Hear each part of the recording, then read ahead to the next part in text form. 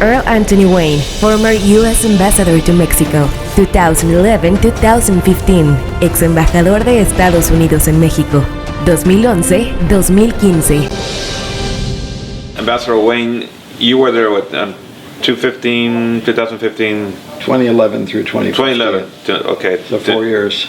And what would you say were some of the more challenging things that you faced during your period? Well, the initial challenge was to try to make the Merida cooperative program in supporting public security effective. And it had been promised started between George Bush and President Calderon. They had not really got off the ground in delivering assistance. One of my first objectives, my instructions, was to actually start having assistance being delivered and start showing results. So that was a big initial focus. And you were coming at a time when there were differences with the previous ambassador, and you were trying to.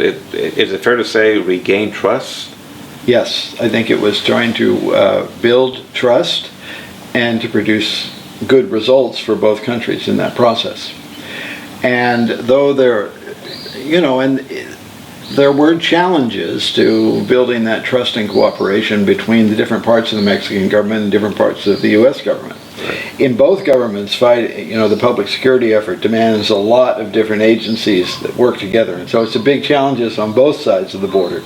And then when you get all of those agencies together trying to cooperate amongst themselves within governments and across the governments, it's a problem. And so there was a lot of experimenting going on to how to improve that. There was progress made. The programs themselves, we started off delivering a lot of equipment, but then we realized we really wanted the Merida program to be training and building capacities that would last, not just delivering equipment. So it evolved over time. There were, I think, some very good programs that took place. We weren't as good as we should have been, and still this is a challenge to actually measuring the results and assessing them and doing that in a joint way. There was, and there still is, this challenge of actually building trust between the two sides and between agencies in each side, and part of that has to do with the fact that there is penetration by the criminal gangs, and you have to have a way of vetting people and doing it regularly to make sure that they're still trustworthy. And a lot of times there are very serious threats against them or their family, and there's also the temptation of all that money that's being made by this drug trafficking. Estimates go between $20 and $30 billion a year. So that gives those cartels both a lot of firepower and a lot of corruption power.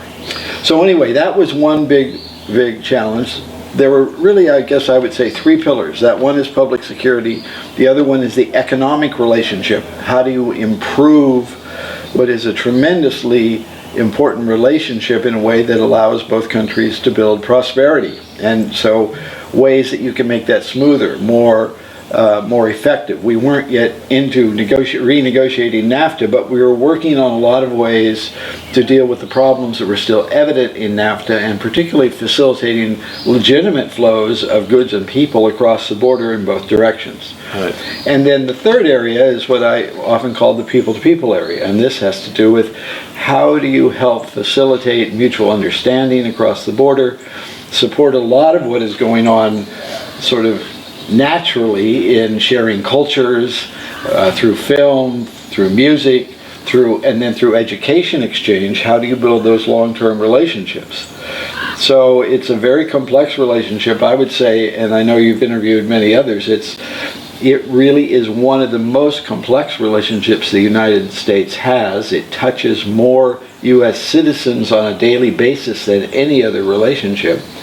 It demands that both governments really work within the government well as across the border, because so many parts of both governments are involved, and then it touches such a large part of society. Right. What would you say was your biggest achievement during that time? Well, That's a hard question. I would say that we successfully started reaching out in a much broader way to civil society during that period of time. We effectively used social media and engaged, million or more Mexicans on a regular basis through social media, sharing ideas, getting comments back. We expanded significantly student exchanges during that period of time. Mm-hmm. Sadly, that has not been sustained because the funding wasn't sustained to do it, but we really opened up a lot of new opportunities, for example, for Mexican students to go to community colleges for short periods of time, but enough to practice their English, to learn a little bit about what it meant to study in the United States and come back. And often these were Mexicans who weren't from the elite. They were first generation people going to post-secondary school, and that was very rewarding, and we created a lot of university to university partnerships in that area. In public security, I think what we saw during those years was a shift toward much more acceptance that these tasks were really a shared responsibility, and you just had to find common ways forward that acknowledged that each government had a responsibility to solve the problem. And they were going to be tough, and we're going to have disagreements, but you could do it. And that was a mind shift, I think, on both sides of the border. You saw it in dealing with migration. Mm-hmm. You saw it in dealing with drug smuggling.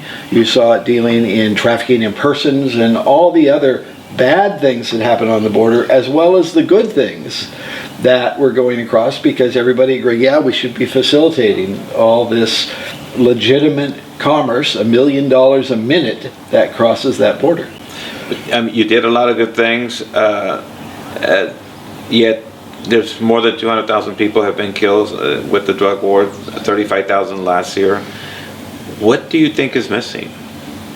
Well, I think you're exactly right. We have to think that President Nixon in the United States, back in the early 1970s, is the first one who said we have a war on drugs. So this has been going on now for how many decades, right? Many decades. At least five decades. And no administration on either side of the border, let alone working together, has figured out how to be successful in this.